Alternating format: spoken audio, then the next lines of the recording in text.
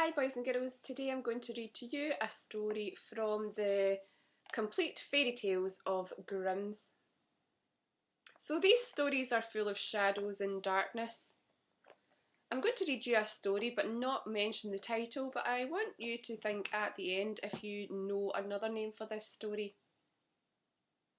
A long time ago there were a king and a queen who said every day, but if only we had a child. But they never had one.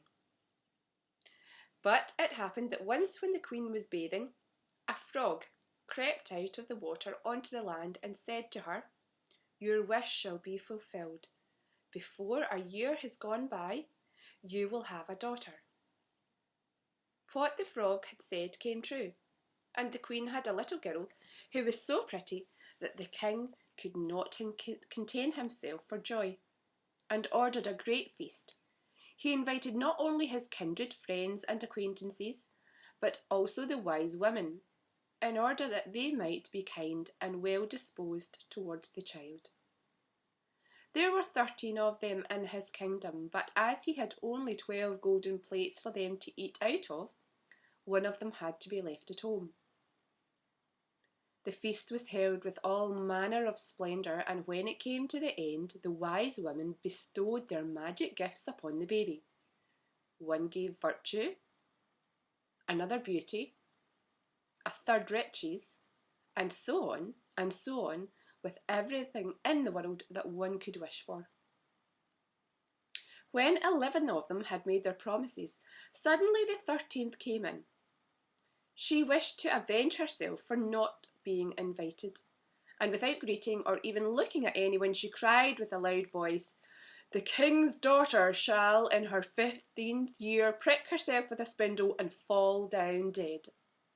And, without saying a word more, she turned around and left the room. They were all shocked, but the 12th, whose good wish still remained unspoken, came forward, and as she couldn't undo the evil sentence, but only soften it, so she said, "It shall not be death, but a deep sleep of 100 years into which this princess will fall." The king, who wished to keep his dear child from the misfortune, gave orders that every spindle in the whole kingdom should be burned. Meanwhile, the gifts of the wise women came true for the young girl, for she was so beautiful, modest, good-natured, and wise, that everyone who saw her was bound to love her. It happened that on the very day that she turned 15 years old, the king and queen were not at home, and the maiden was left in the palace quite alone. So she went round into all sorts of places. She looked into rooms and bedchambers just as she liked, and at last she came to an old tower. She climbed up the narrow, winding staircase, and she reached a door. A rusty key was in the lock, and when she turned the door, it sprang open. And there, in a little room, sat an old woman with a spindle, busy spinning her flax. "Good day, old dame," said the king's daughter. "What are you doing there?" "I am spinning," said the old woman, and nodded her head. "What sort of thing is that rattles round so merrily?" said the girl, and she took the spindle and wanted to spin too. But scarcely had she touched the spindle when the magic decree was fulfilled, and she pricked her finger with it. And in that very moment when she felt the prick, she fell down upon the bed that stood there, and she lay in a deep sleep. And this sleep extended over the whole palace. The king and queen, who had just come home and had entered the great hall, began to sleep too, and all of the court. The horses went to sleep in the stable, the dogs went to sleep in the yard, the pigeons upon the roof, the flies upon the wall, even the fire that was flaming on the hearth became quiet and slept. The roast meat left off frizzling, and the cook, who was just going to pull the hair of the kitchen boy because he had forgotten something, let him go and went to sleep too. And the wind fell, and the trees outside, not a leaf moved again. But round about the castle there began to grow a hedge of thorns, which became higher and higher every year, and at last they grew so close up round about the castle, and all over it, so there was nothing to be seen of it, not even the flag upon the roof.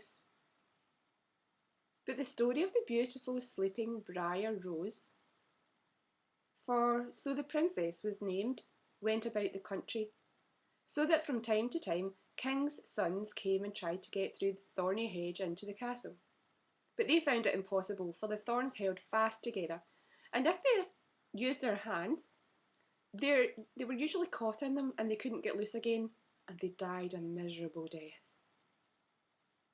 After long, long years, a king's son came again into that country and heard an old man talking about the briar hedge, and that a castle was said to stand behind it in which a wonderfully beautiful princess named Briar Rose had been asleep for 100 years, and that the king and the queen and the whole court were asleep likewise.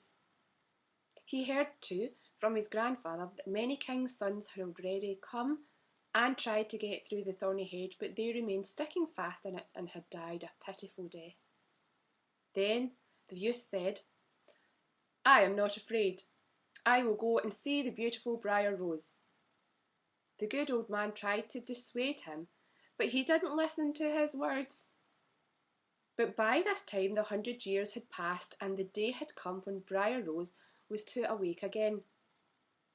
When the king's son came near to the briar hedge, it was nothing but large and beautiful flowers, which parted from each other of their own accord, and let him pass unhurt, when they closed again behind him like a hedge.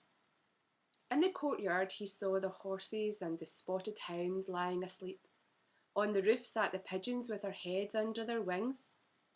And when he entered the house, the flies were still asleep upon the wall. The cook in the kitchen was still holding out his hand to seize the boy, and the maid was still sitting by the black hen which she was going to pluck. He went on farther, and in the great hall he saw the whole of the court lying asleep, and up by the throne lay the king and queen. Then he went on still farther, and all was so quiet that a breath could be heard.